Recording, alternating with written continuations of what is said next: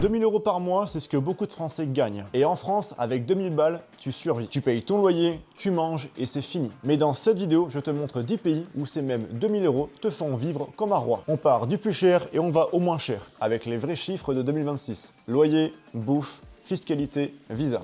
C'est parti. Premier groupe, les pays hors budget. Donc des pays où avec 2000 balles, c'est juste mort. Tout ce qui s'allume en rouge, donc Allemagne, Suisse, Angleterre, USA, Japon. Avec 2000 € par mois là-dedans, t'es juste en survie. Tu gagnes de l'argent pour directement le donner à ton propriétaire ou alors aux impôts et puis après c'est bon, c'est terminé. Donc ces pays on oublie et on passe directement à la suite. Maintenant, deuxième groupe, les pays jaunes, donc les pays avec un budget limité. Voilà, donc Portugal, Hongrie, Pologne, voilà. Ça, c'est jouable, mais c'est serré. Donc, ce sont des pays où tu vis, mais d'un côté, tu mets rien de côté. On va commencer par cela. Premier arrêt, on va commencer par Porto, le Portugal. C'est le premier réflexe de tout le monde. Donc, soleil, plage, tout le monde parle un peu français. Sauf que malheureusement, ce n'est plus le bon plan que c'était il y a 5 ans. Au niveau du loyer, il faut être réaliste. Un T2 meublé correct au centre de Porto en 2026, c'est 1200 balles.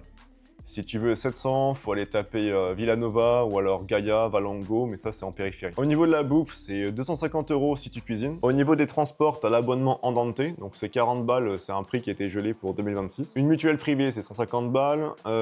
Internet fibre, c'est 30. Si t'es en plein centre, tu passes à 1900. Donc sur un budget de 2000, comme tu peux le remarquer, il te reste 100 balles pour tout le reste. C'est mort. Le verdict, écoute, Porto Centre, c'est plus jouable. En l'occurrence, c'est vraiment jouable.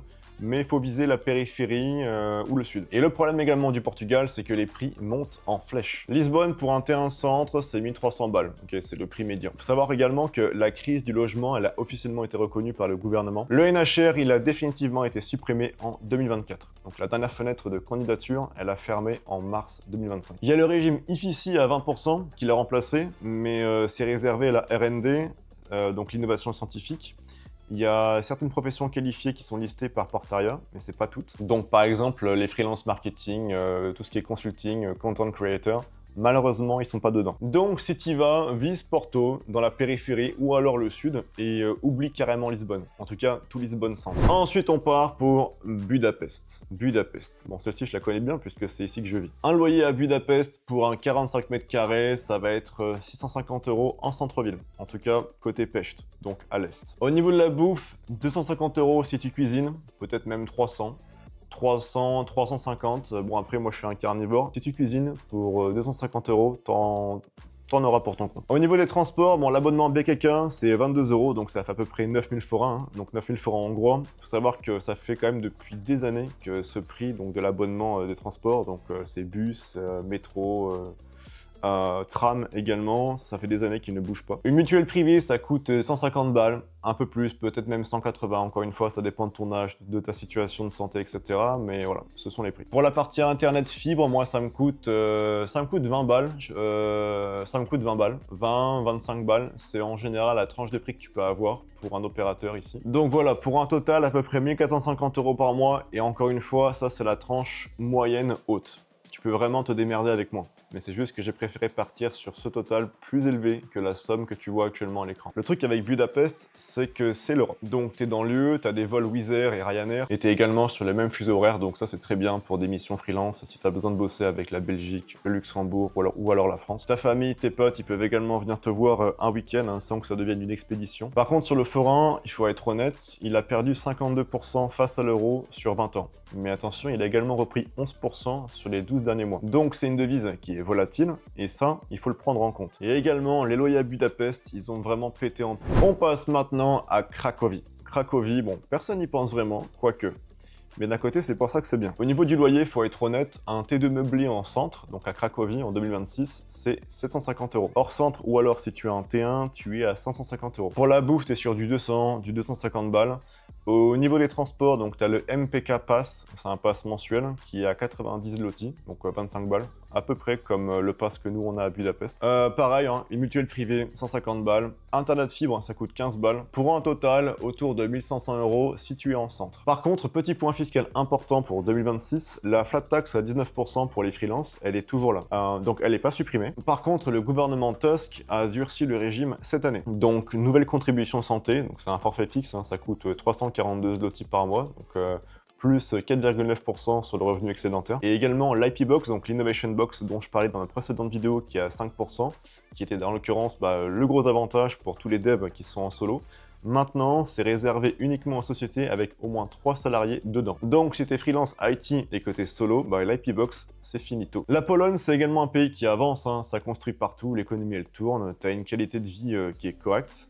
Le zloty fait que tout reste moins cher pour toi si tu gagnes en euros. Et Varsovie, c'est entre 1400 et 2300 euros pour un expatrié seul, mais bon, ça monte vite. Et maintenant, troisième groupe, les pays verts, donc des pays avec une vie confortable, pour 2000 euros par mois. Donc littéralement des pays où tu vis bien, des pays où tu peux épargner, et même dans certains cas, des pays où tu vis comme un roi. Et c'est là que ça devient intéressant. On va commencer par Belgrade en Serbie. Donc Belgrade en Serbie, t'en as pour 860 euros par mois. Et là, on change carrément de monde. Au niveau du loyer, t'es à 400 euros hors centre, ou alors 550 euros pour une chambre meublée en centre. Par contre, malheureusement, Belgrade a flambé en termes de prix en 2022 avec l'arrivée massive des Russes, puisque beaucoup de Russes ont fui la Russie à cause du conflit, parce qu'ils voulaient pas partir à la guerre. Donc, il y a eu 200 000 Russes qui sont entrés cette année-là, juste en 2022. Et sur ces 200 000, environ 53 000 ont gardé un permis de résidence. Donc évidemment, les loyers, ils ont suivi. Hein. Les loyers, ils ont pris plus de 50% sur 2022, puis ensuite moins 20% en 2023, et enfin moins 10% en 2024, et heureusement maintenant,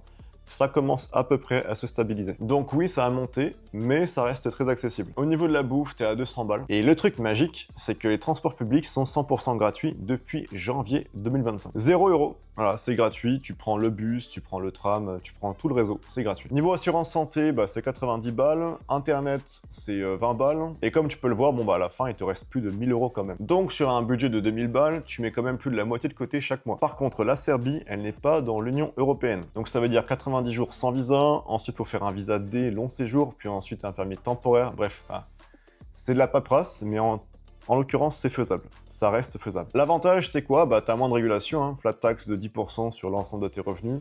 L'inconvénient par contre, c'est que t'as moins de filets de sécurité si ça tourne mal. Par contre, ce qui est cool, c'est que les Serbes sont accueillants.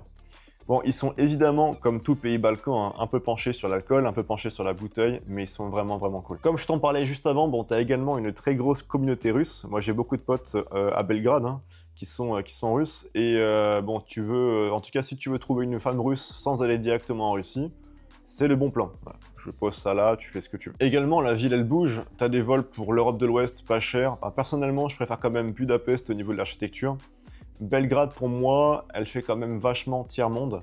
Mais d'un côté, entre guillemets, le ratio coût-vie, là par contre, il est imbattable. Ensuite, on passe sur Bucarest, où là, ici, on va être sur du 860 € par mois. Le loyer, c'est 400 € hors centre, c'est 550 € pour un T1 centre. Au niveau de la bouffe, 200 balles. Au niveau des transports, donc pour le pass métro plus STB, ça te coûte à peu près 80 lei, donc à peu près 20 €. Au niveau de l'assurance santé, tu peux aller chez Regina Maria ou alors MedLife, t'en auras pour 80 € par mois.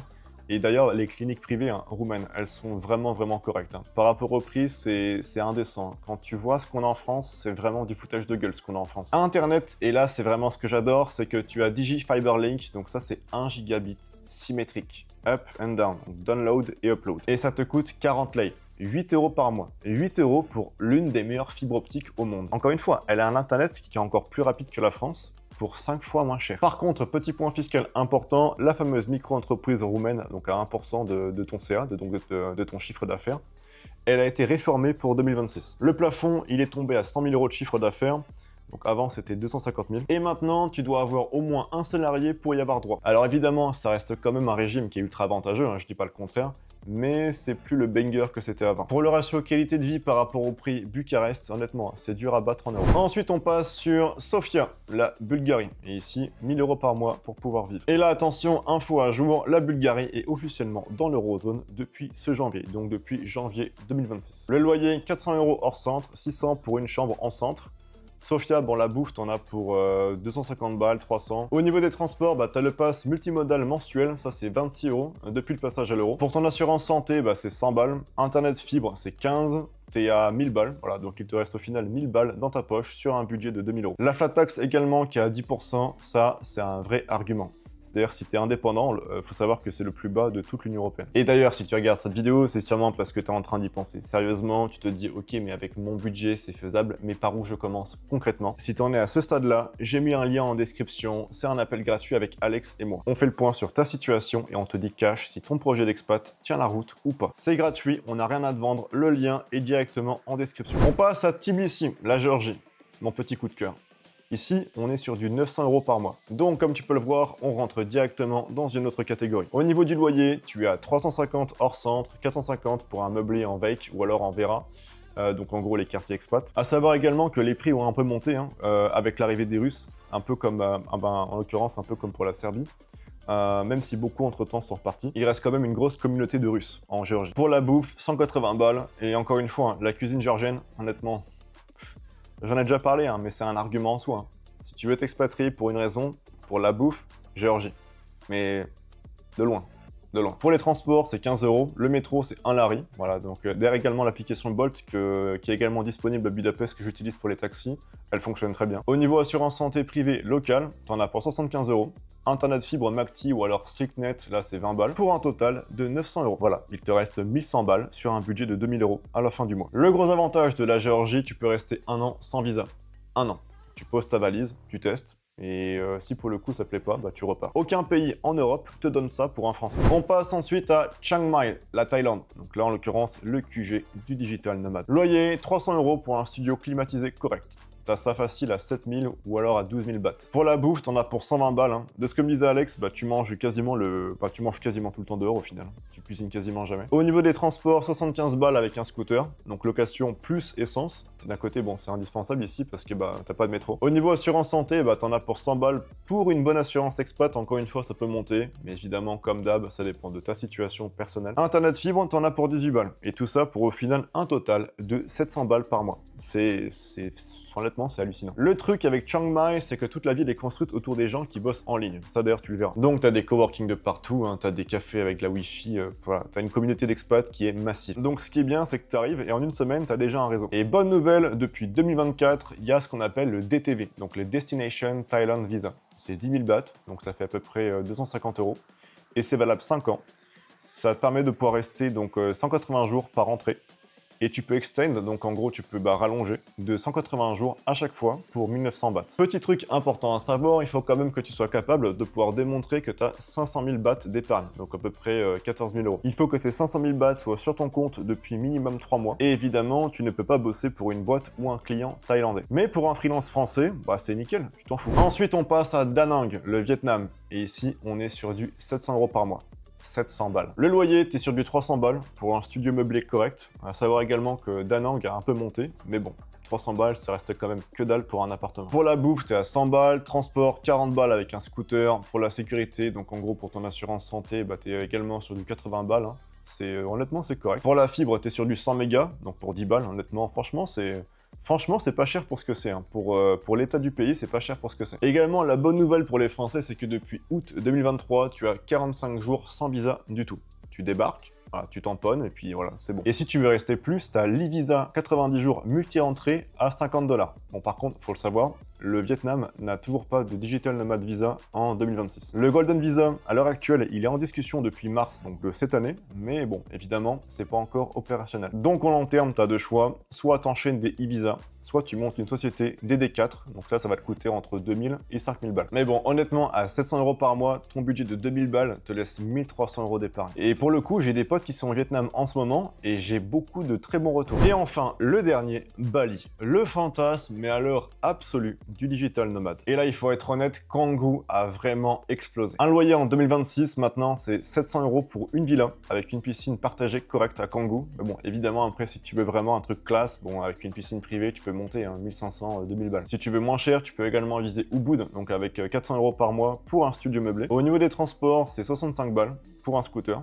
c'est obligatoire là-bas. Assurance santé, 100 balles. Pour internet, t'en as pour 25 balles. Pour un total de presque 1100 € à Congo et pour presque 800 balles à Ubud. Bali, c'est une communauté d'expats et de freelance massive. Hein. Bon, ça de côté, si t'es déjà abonné à des créateurs de contenu sur YouTube qui parlent d'expatriation, ce que je viens de te dire, c'est pas une surprise pour toi. Tu croises des devs, tu croises des créateurs de contenu, enfin bref, c'est un vrai écosystème d'entrepreneurs. Tu as le visa B211A, donc ça va te coûter entre 90 à 115 balles. Ou alors, si tu veux le package complet sur 6 mois, là, ça va te coûter entre 300 et 500 balles si tu passes par un agent. Concrètement, c'est 60 jours initial, puis ensuite, après, on part sur 2 extensions de 60 jours. Pour au final un total de 180 jours. Et ce qui est bien, c'est que la plateforme officielle pour obtenir ton visa depuis 2024, elle a absolument tout simplifié. Bon, tu as également le Remote Worker Visa, hein, donc le E33G, ça c'est 1 an non renouvelable, mais attention, il demande quand même 60 000 $ de revenus annuels et en plus un statut de salarié avec un contrat d'entreprise étrangère. Donc les freelances purs sont souvent recalés. C'est pour ça que pour la plupart des Français, c'est le B211A en boucle. Voilà, t'as mon top 10. Maintenant, il faut passer à l'action pour savoir si tu es déjà